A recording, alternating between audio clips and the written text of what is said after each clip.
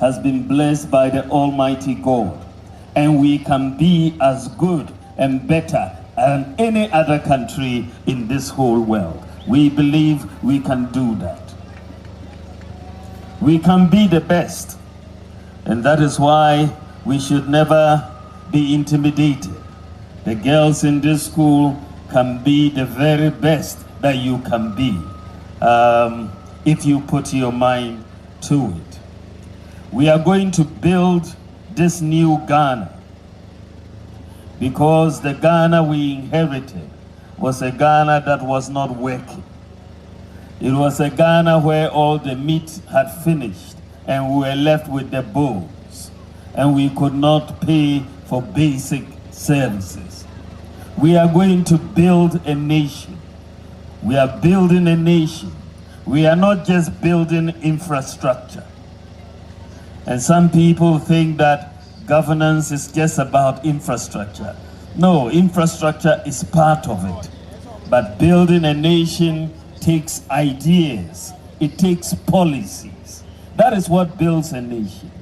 It's not even your oil or your diamonds or your gold, but ideas and policies. That is what changes direction.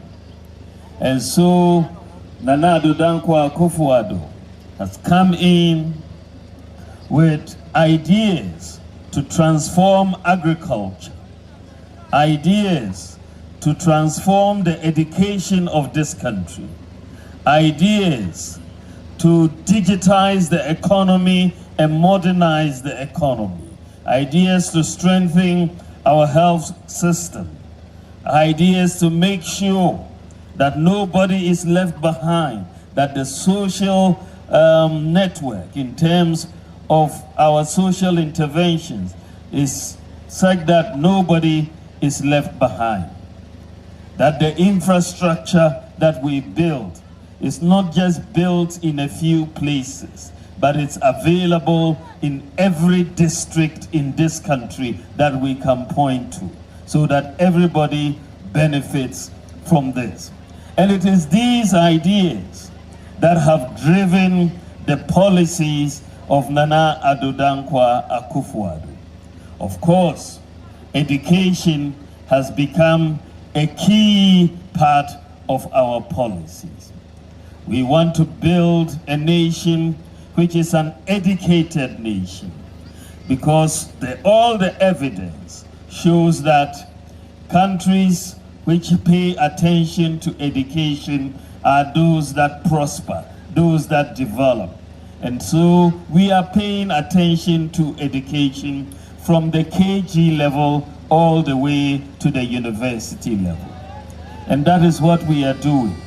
Of course, we have our signature policy so far, which is the free senior high school education that the Deputy Minister for Education talked about, and Dasebere also mentioned. Yes, free senior high school education is affording 1.2 million children an opportunity to have an education. But we have not only done that.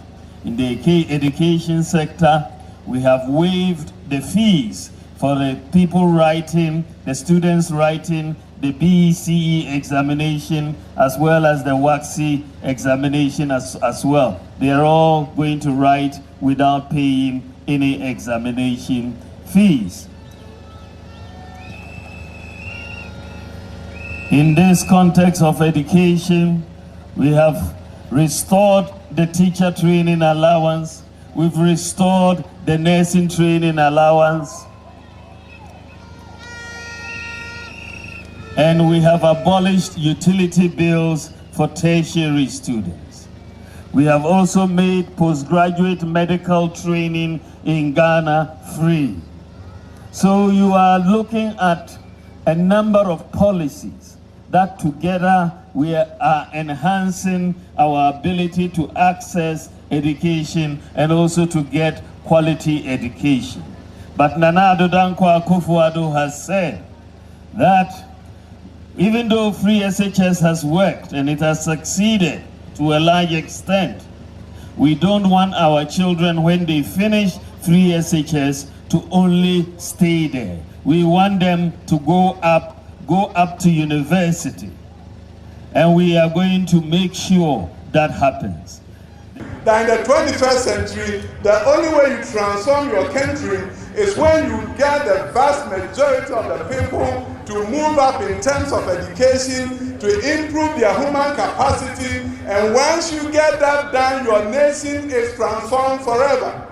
We are not going to be able to transform this country without sowing the seeds of equity and quality and ensuring that the vast majority of our people have access to education. And invariably, when we talk about this free senior high school, yes, we've done a fantastic job. The president has done so well, educating these young and beautiful women and boys that you find in other places. But it goes beyond the individual. The benefit of education to our nation is so transformative. The benefit is so tremendous that if a child from Bangkok doesn't get educated, invariably we'll think it's, oh, that poor child who didn't get educated. What we forget is that the talent that God has given to that young man, to that young woman, did not mature to the benefit of this nation. And there are so many children with great talent who never had the opportunity of secondary education, tertiary education, and a transformed life. And our nation is not where it ought to be because the vast majority of the people, those who came from homes where there was no money, did not get the opportunity for education.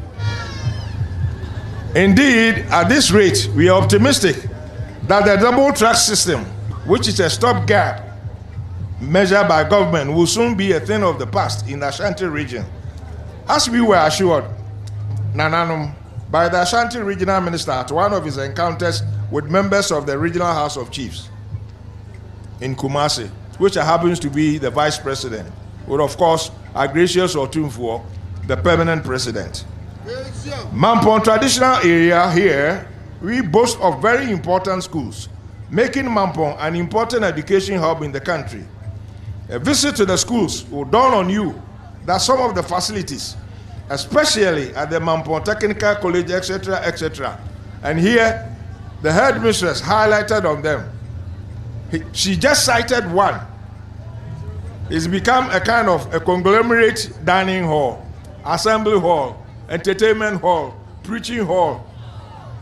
I'm even tempted to add a disciplinary hall also. Please, our vice president, please bear this in mind. We need additional facilities to make them responsive to the demands brought on by the free HS program. If we create the University of Mampong, all these various institutions that we have over here will be put together, and then they constitute departments, etc., and so on and so forth. Government is not going to incur any extra income because you're already footing the bills from the human resource as capital right down to student as an incoming capital to drain the brains. It's government that is footing all this bill. Now here we are, 3 different buildings already.